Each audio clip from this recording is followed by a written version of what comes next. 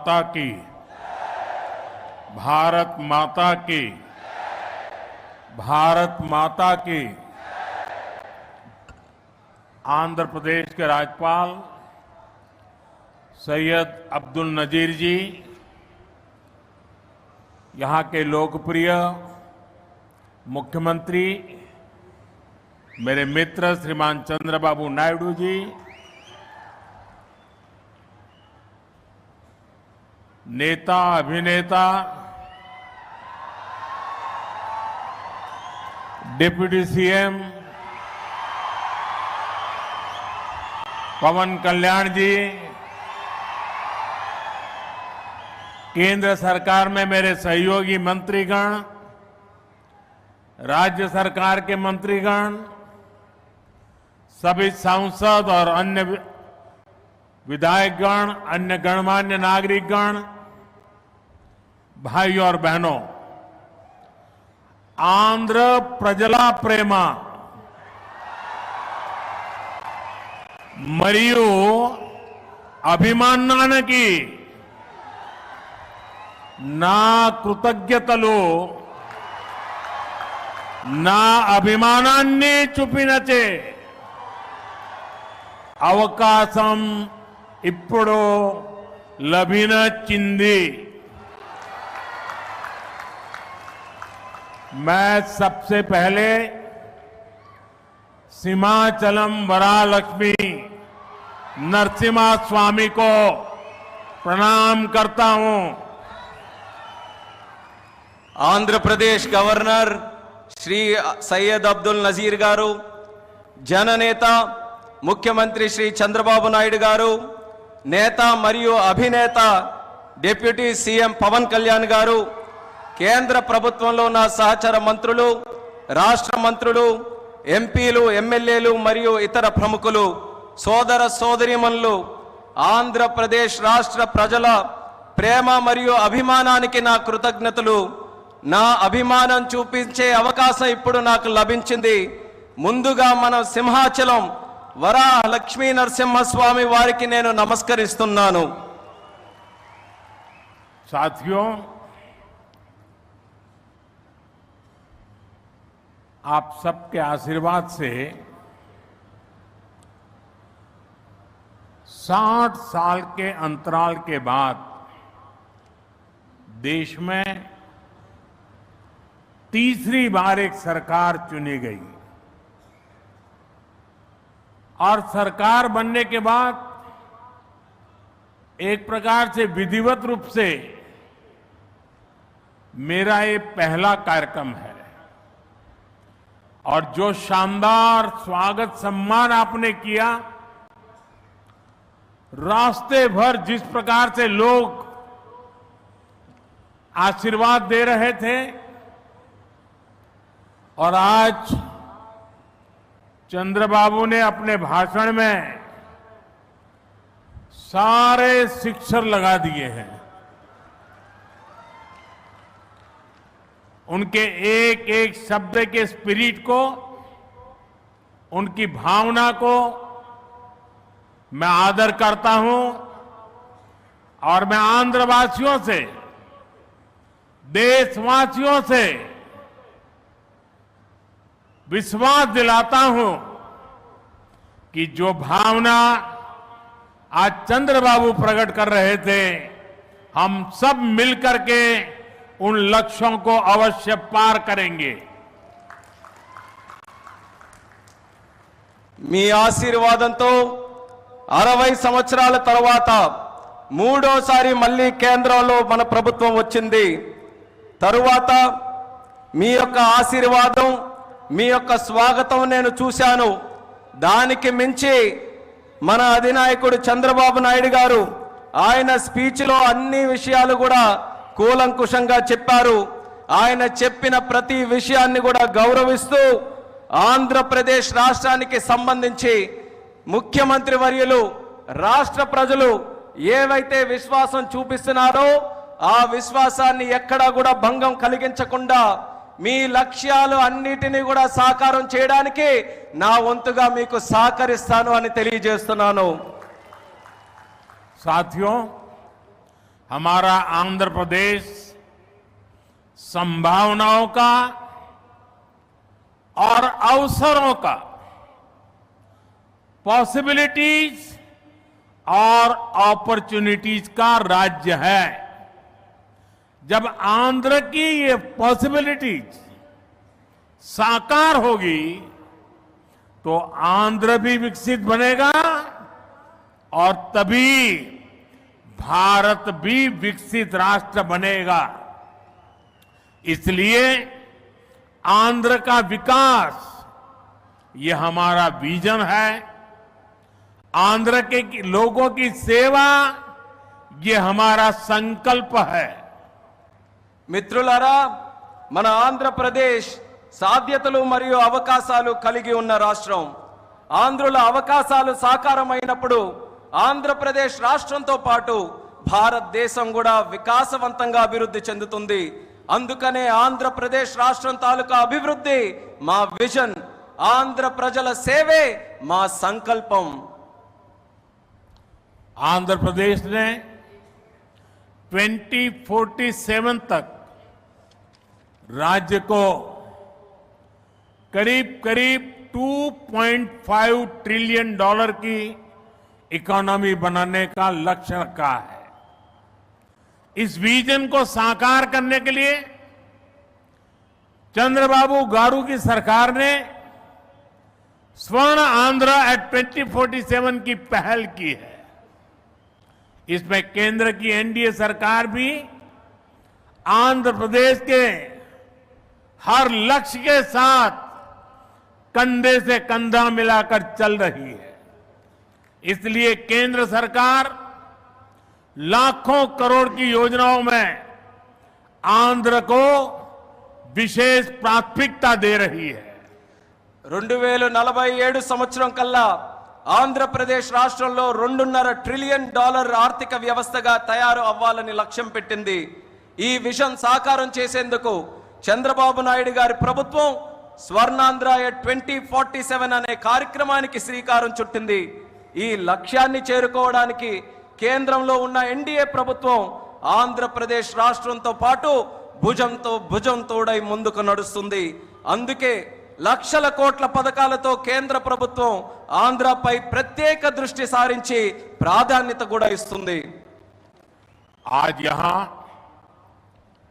2 लाख करोड़ रुपए से ज्यादा के प्रोजेक्ट का उद्घाटन और शिलान्यास किया गया है। ये प्रोजेक्ट्स आंध्र प्रदेश को विकास को नई ऊंचाई देंगे। मैं इन डेवलपमेंट प्रोजेक्ट के लिए आंध्र प्रदेश समेत पूरे देश को बधाई देता हूं। साथियों, आंध्र प्रदेश अपने इनोवेटिव नेचर के कारण आईटी और टेक्नोलॉजी का इतना बड़ा हब है। अब समय है आंध्र नई फ्यूचरिस्टिक टेक्नोलॉजीज का सेंटर बने। जो टेक्नोलॉजीज अभी डेवलप ही हो रही है, हम अभी से उनमें लीड लें। आज ग्रीन हाइड्रोजन का इस्तेमाल ये ऐसा ही उभरता हुआ क्षेत्र है। ఈ రోజు 2 లక్షల కోట్ల రూపాయలకు పైగా విలువైన ప్రాజెక్టులు ఇక్కడ ప్రారంభించడం మరియు శంకుస్థాపన చేయడం జరుగుతుంది. ఈ ప్రాజెక్టులు ఆంధ్రప్రదేశ్ అభివృద్ధిని సరికొత్త శిఖరాలకి చేరబోతుంది. ఈ అభివృద్ధి కార్యక్రమాలతో ఆంధ్రప్రదేశ్తో పాటు యావత్ భారతదేశానికి కూడా నా తరపున అభినందనలు తెలియజేసుకుంటున్నాను. మిత్రులారా, ఆంధ్రప్రదేశ్ రాష్ట్ర ప్రజల తాలూకా సృజనాత్మకత వల్ల ఆంధ్రప్రదేశ్ రాష్ట్రం ఐటీ మరియు సాంకేతికతకు ఒక పెద్ద కేంద్రంగా మారింది. ఇప్పుడు సమయం వచ్చింది ఆంధ్రప్రదేశ్ రాష్ట్రం సరికొత్త టెక్నాలజీస్ కు కేంద్ర బిందువుగా మారాలి. ఈ కొత్తగా అభివృద్ధి చెందుతున్నటువంటి టెక్నాలజీస్ కి ఆంధ్రప్రదేశ్ రాష్ట్రం సారథ్యం వహించాలి. నేడు గ్రీన్ హైడ్రోజన్ టెక్నాలజీ కూడా అటువంటి ఎదుగుతున్నటువంటి ఒక రంగమే. देश ने 2023 में नेशनल ग्रीन हाइड्रोजन मिशन की शुरुआत की थी। हमारा लक्ष्य है 2030 तक 5 million metric tons green hydrogen का प्रोडक्शन। इसके लिए शुरुआती चरण में 2 ग्रीन हाइड्रोजन हब स्थापित होंगे, जिनमें से एक हमारा विशाखापट्टनम है। దేశంలో 2023లో నేషనల్ గ్రీన్ హైడ్రోజన్ మిషన్ ను మనం ప్రారంభించడం జరిగింది. మా లక్ష్యం 2030 నాటికి 5 మిలియన్ మెట్రిక్ టన్నుల గ్రీన్ హైడ్రోజన్ ని మన దేశంలో ఉత్పత్తి చేయాలి. దీనికోసం ప్రారంభ దశలోనే 2 గ్రీన్ హైడ్రోజన్ ల్యాబ్స్ ని మనం ఏర్పాటు చేయబోతున్నాం. అందులో ఒకటి మన విశాఖపట్నం నగరం అని తెలియజేస్తున్నాను. भविष्य में विशाखापट्टनम दुनिया के उन गिने चुने शहरों में होगा जहां इतने बड़े स्केल पर ग्रीन हाइड्रोजन प्रोडक्शन की फैसिलिटी होगी। इस ग्रीन हाइड्रोजन हब से अनेक जॉब अपॉर्चुनिटीज तैयार होगी।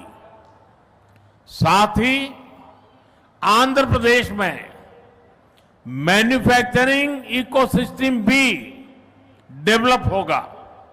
साथियों, आज मुझे नक्कापल्ली में बल्क ड्रग पार्क प्रोजेक्ट का शिलान्यास करने का अवसर भी मिला है।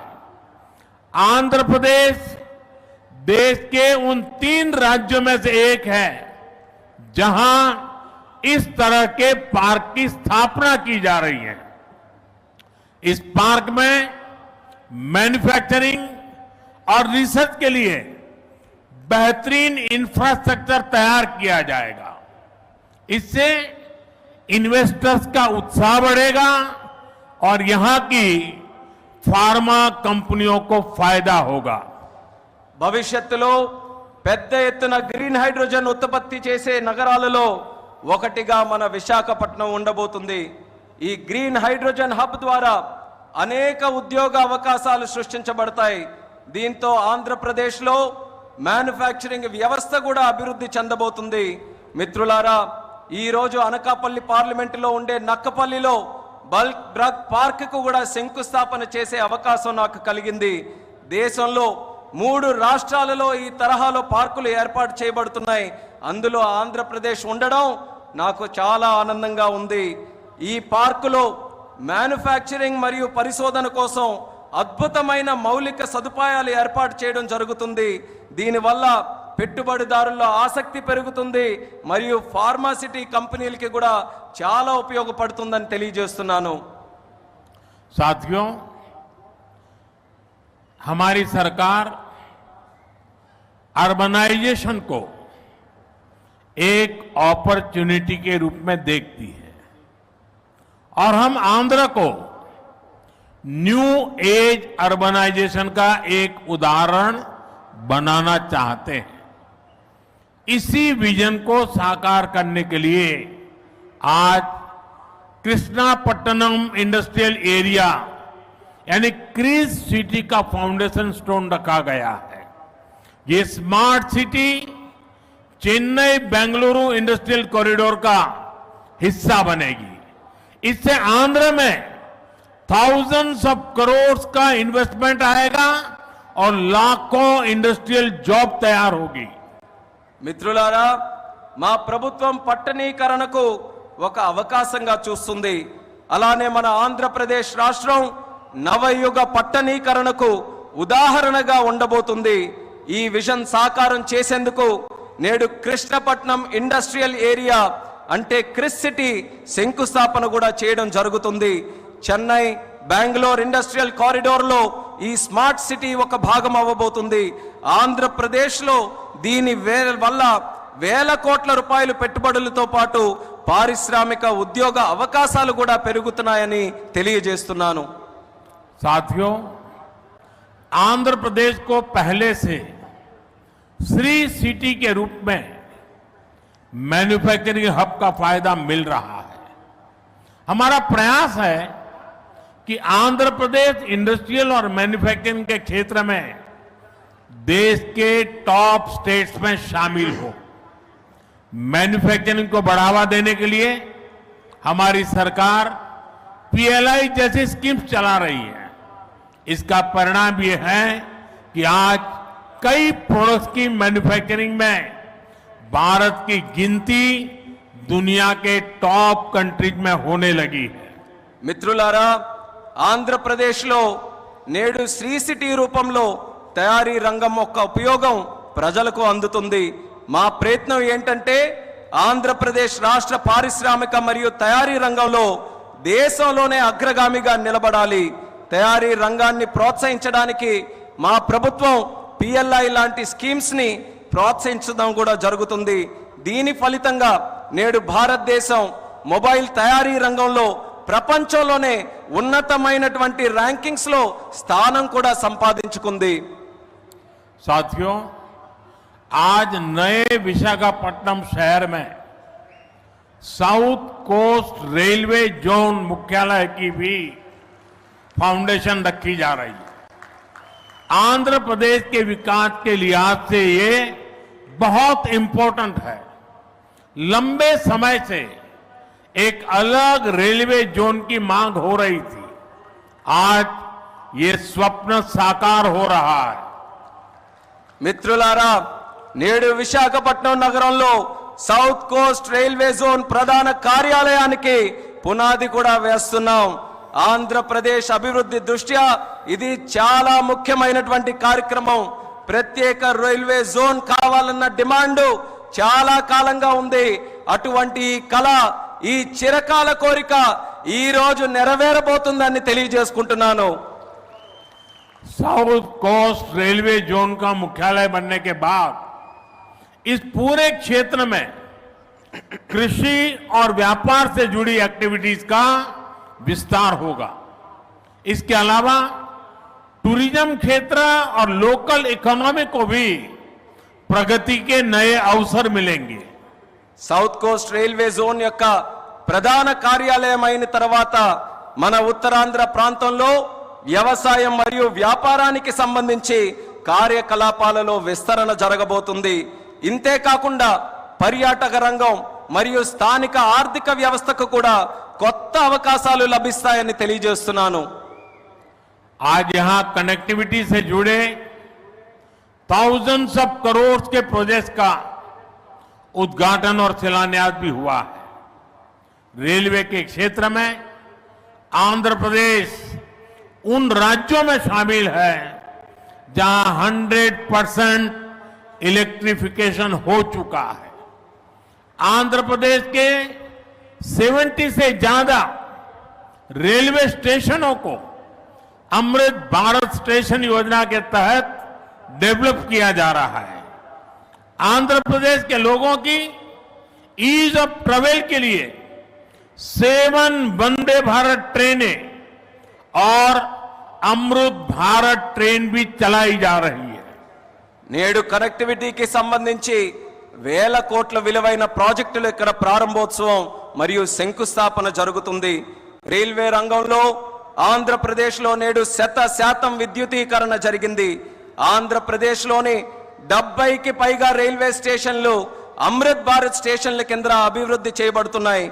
ఆంధ్రప్రదేశ్ ప్రజల ప్రయాణ సౌలభ్యం కోసం 7 వందే భారత్ రైళ్లు అలాగే అమృత్ భారత్ ట్రైన్లు కూడా నడిపిస్తున్నామని తెలియజేస్తున్నాను.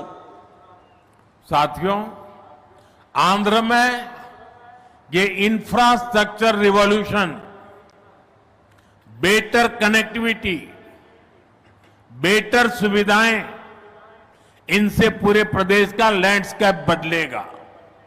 इससे ईज ऑफ लिविंग और ईज ऑफ डूइंग बिजनेस बढ़ेगा। यही विकास आंध्र की करीब $2.5 ट्रिलियन इकोनॉमी का आधार बनेगा। साथियों, विशाखापट्टनम और आंध्र प्रदेश के कोस्ट सैकड़ों वर्षों से भारत के ट्रेड का गेटवे रहे हैं। आज भी विशाखापट्टनम का उतना ही महत्व है। हम समुद्र से जुड़ी अपॉर्चुनिटी के पूरे इस्तेमाल के लिए ब्लू इकोनॉमी को मिशन मोड में बढ़ावा दे रहे हैं। इसके लिए विशाखापट्टनम फिशिंग हार्बर को और आधुनिक बनाया जा रहा है। మిత్రులారా, ఆంధ్రాలో ఈ మౌలిక సదుపాయాలు విప్లవంతో పాటు మెరుగైన కనెక్టివిటీ, మెరుగైన సౌకర్యాల వల్ల ఆంధ్రప్రదేశ్ రాష్ట్రం ముఖ చిత్రం కూడా మారబోతుంది. దీనివల్ల జీవన సౌలభ్యం, వ్యాపార సౌలభ్యం కూడా పెరగబోతుంది. ఇది ఆంధ్ర యొక్క దాదాపు $2.5 ట్రిలియన్ ఆర్థిక వ్యవస్థకు పునాది కాబోతుంది. మిత్రులారా, విశాఖపట్నం మరియు ఆంధ్రప్రదేశ్లో ఉన్నటువంటి తీర ప్రాంతాలు వందల సంవత్సరాలుగా భారతీయ వాణిజ్యంలో పాలు పంచుకున్నాయి. నేటికి విశాఖపట్నానికి అదే ప్రాముఖ్యత ఉందని కూడా తెలియజేస్తున్నాను. సముద్ర సంబంధిత అవకాశాలు పూర్తిగా వినియోగించుకోవడానికి బ్లూ ఎకానమీని మిషన్ మోడ్లో ముందుకు నడిపించబోతున్నాం. ఇందుకోసం విశాఖపట్నంలో ఉన్నటువంటి షిప్పింగ్ హార్బర్ ని కూడా మరింత ఆధునీకరిస్తబోతున్నామని ఈ సందర్భంగా తెలియజేస్తున్నాను. आंध्रा के हमारे फिशरीज से जुड़े भाई बहनों की इनकम और बिजनेस बढ़े, हम इस दिशा में पूरी संवेदनशीलता से काम कर रहे हैं। हमने फिशरमैन को किसान क्रेडिट कार्ड जैसी सुविधाएं उपलब्ध कराई है। हम समुद्र में सुरक्षा के लिए भी अहम कदम उठा रहे हैं।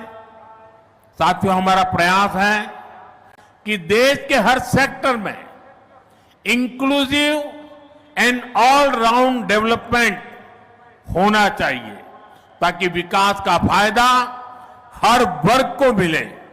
इसके लिए एनडीए सरकार समृद्ध और आधुनिक आंध्र प्रदेश के निर्माण के लिए